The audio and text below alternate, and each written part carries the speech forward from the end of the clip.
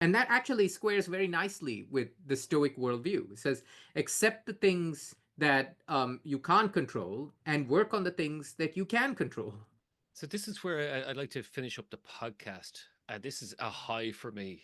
This is the concept of temperate leadership, especially when you're navigating a crisis. And this is what we said at the start of the episode of this podcast was about making space for others.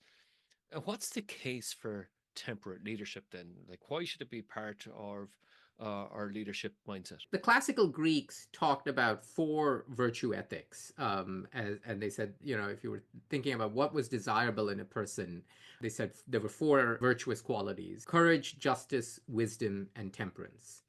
And, courage, justice, and wisdom have gotten a fair bit of play. Courage, in particular, gets a lot of play. A lot of our Hollywood movies are about this. A lot of our stories about leadership are about sort of, courageous leaders, just leaders. Wisdom also gets a good play.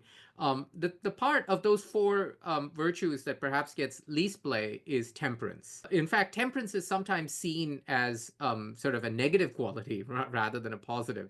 It's seen and misunderstood as someone who is sort of opportunistic, who is prone to compromise, who doesn't really stand for anything, right?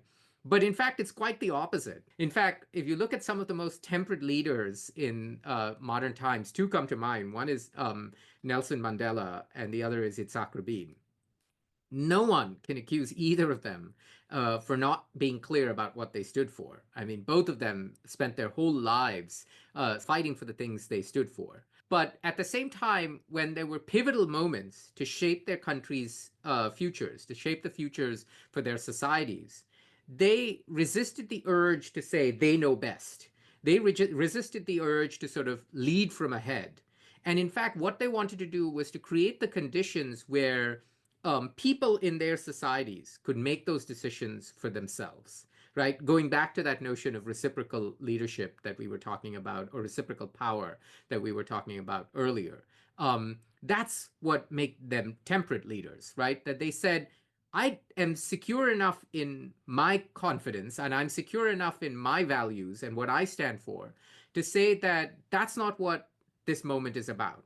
But I'm going to actually transfer all of that goodwill to create legitimacy for a process that allows for this divided polity. In the case of Mandela, it was post apartheid South Africa.